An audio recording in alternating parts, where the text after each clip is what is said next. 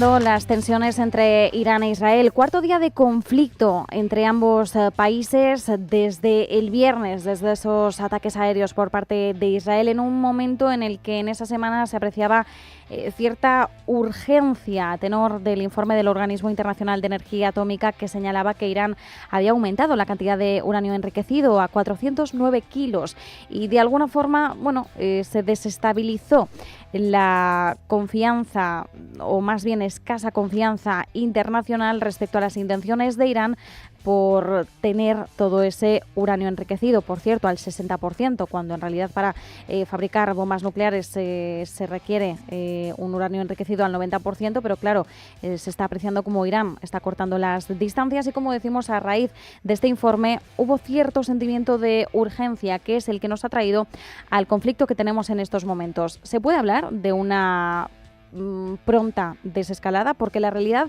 es que en las últimas horas se ha mencionado la palabra desescalada, pero no está habiendo intenciones de que realmente se produzca. ¿En qué punto nos encontramos cuando hablamos sobre todo de dos viejos enemigos que de alguna forma retoman un conflicto directo que podría aumentar a una escalada regional mucho mayor? Vamos a intentar desmenuzar las claves con Pablo Sapag, profesor de la Universidad Complutense de Madrid y autor de Siria en Perspectiva.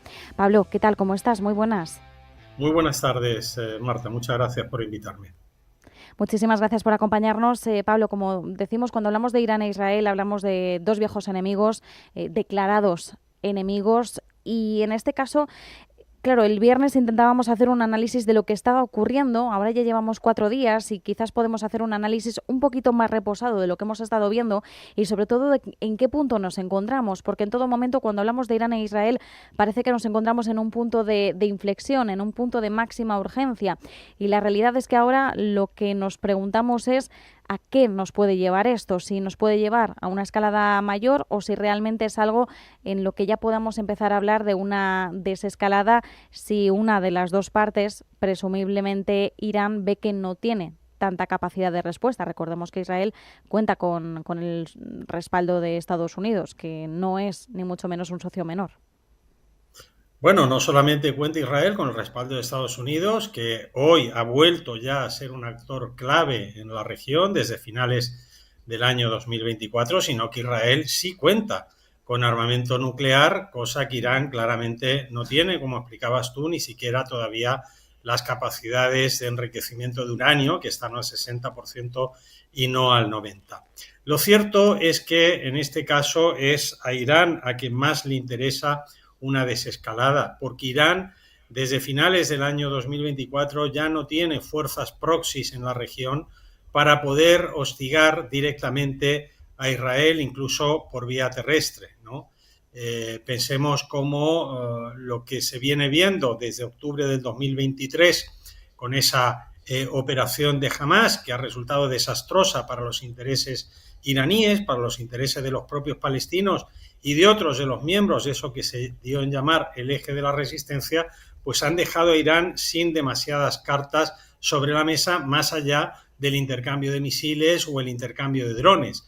Pero al no ser dos potencias, Irán e Israel, que compartan frontera, obviamente hablamos de un conflicto acotado, teniendo en cuenta además que si esto escalase, bueno, intervendría Estados Unidos, ni siquiera desde el punto de vista terrestre, no haría falta, sino que con su aviación o con otro tipo de elementos de disuasión.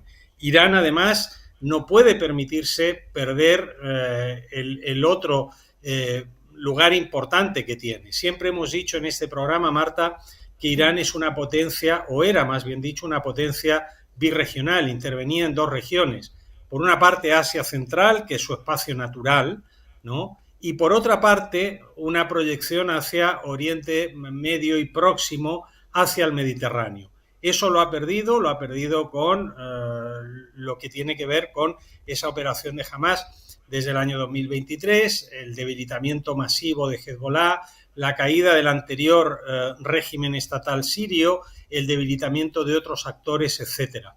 Por lo tanto, hoy Irán está en una posición de intentar salvaguardar su posición en Asia Central, que sigue siendo importante, salvaguardar en la medida de lo posible una carta de negociación que tiene, que es precisamente su programa nuclear de uso civil, que podría resultar totalmente destruido por parte de Israel, para obtener beneficios económicos que le permitan al Estado iraní en su actual configuración mantenerse. En ese sentido, creo que el interés de desescalada es más del lado iraní que del lado israelí, que lo que está haciendo es maximizar los beneficios desde finales del año 2024, cuando todo se le ha puesto de cara al Estado de Israel. Mientras tanto, claro, lo que nos dices, Pablo, por los motivos que has desgranado, es a Irán a quien más le interesaría una desescalada. La pregunta es si realmente podemos esperar un mensaje que vaya más en esas vías, en una desescalada, un mensaje diplomático que también se traduzca a una ausencia de respuestas mediante misiles, drones u otro tipo de ataques. ¿Podríamos esperar eso no quiero dar un marco temporal, pero bueno, próximas horas, próximos días? Obviamente, si Israel continúa atacando a Irán, Irán tiene que responder, aunque sea solamente de manera, digamos, táctica, casi cosmética, por salvaguardar un poco la cara, podríamos decirlo en términos coloquiales, ¿no? Si no se produce un error, que podría siempre ocurrir, un error de cálculo por alguna de estas dos potencias implicadas, lo lógico es que esto tendiese hacia una desescalada, con la intervención posiblemente de terceros, podría ser Rusia, podría ser Estados Unidos, podrían ser otras potencias que mediasen para buscar esa desescalada que, insisto, le interesa mucho más hoy por hoy a Irán que al Estado de Israel. El gran peligro, como decía, es que se produzca algún error, que en estos ataques, digamos, más o menos medidos que se están lanzando las dos partes, se produzcan matanzas masivas de civiles, por ejemplo, o se ataquen infraestructuras demasiado críticas, y en ese sentido, bueno, se considere que lo que está en juego es la propia estabilidad de cada uno de esos estados. Si eso no ocurre antes o después, como ya hemos visto en otros momentos en los cuales la situación era más bien de equilibrio de poder, ¿no?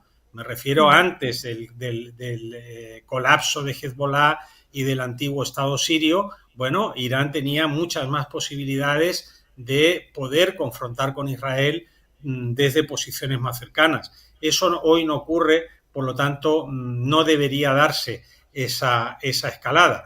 Y creo que cuando uno sigue las declaraciones de los líderes iraníes, pues son bastante cautas, sobre todo cuando desde el otro lado se habla de asesinar al líder supremo o se hacen acusaciones como las que hemos visto de intentar matar a Donald Trump, cuando Irán estaba negociando con Estados Unidos justamente antes de esto, ¿no?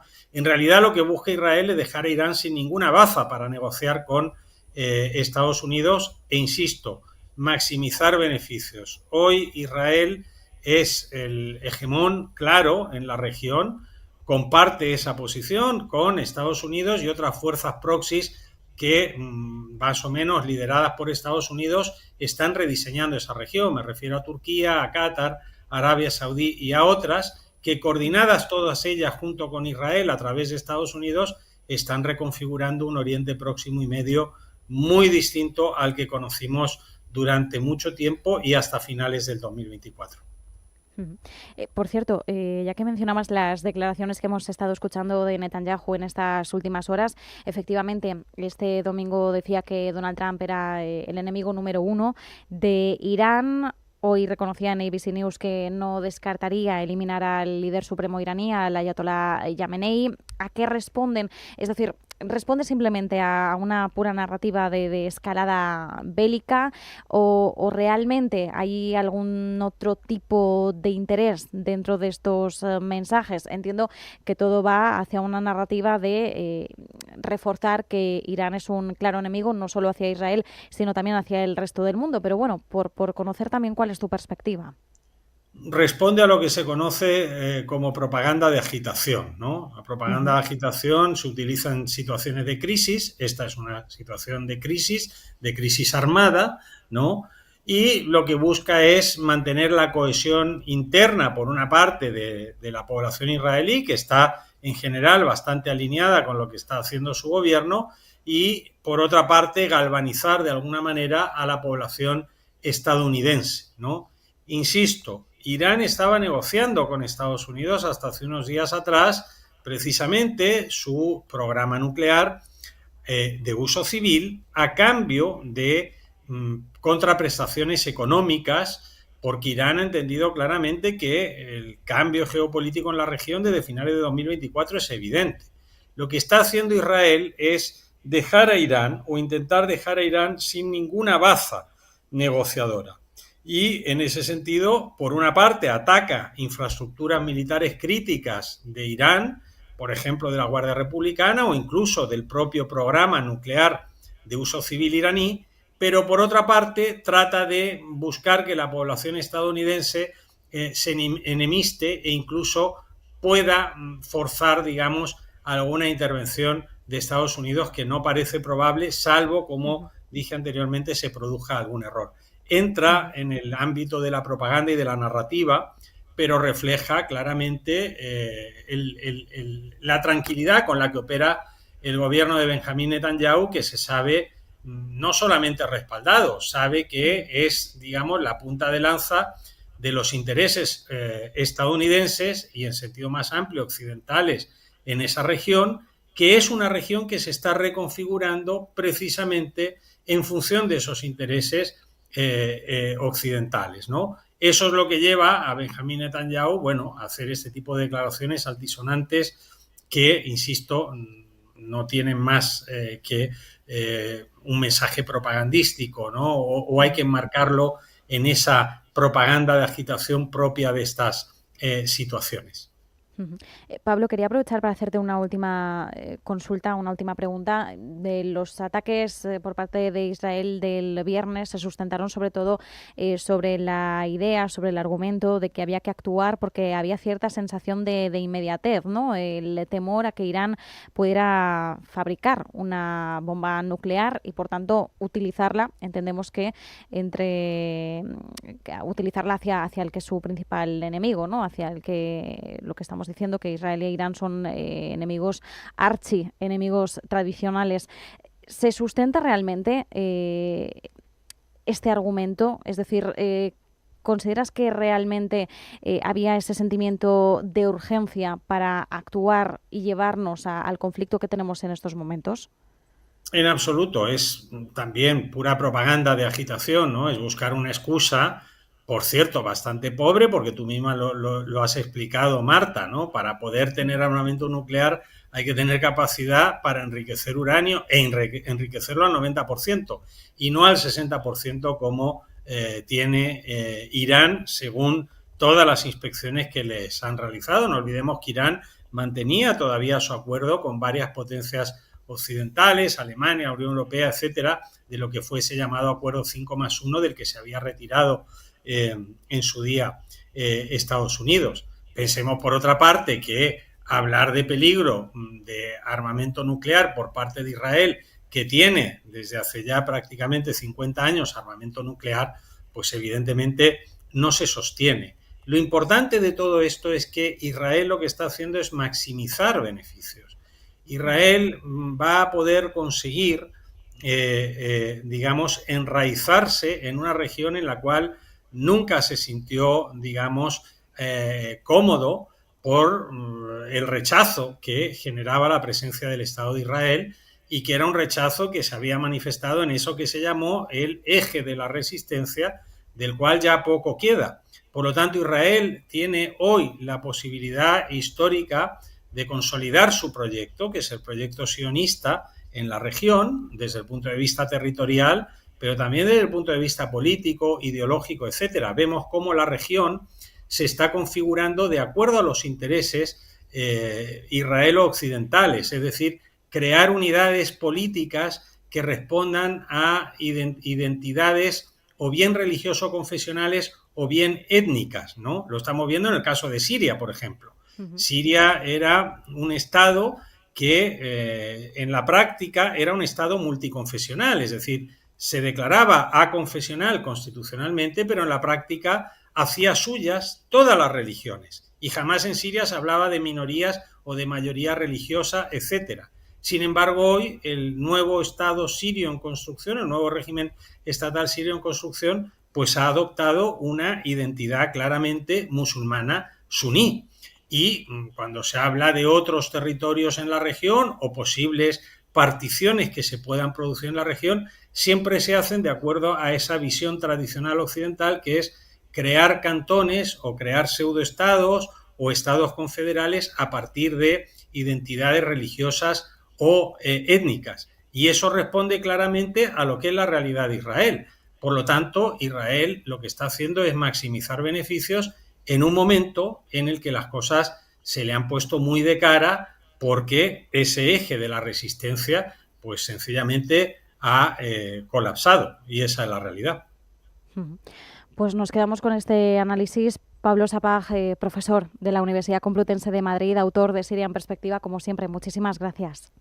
Muchas gracias a vosotros.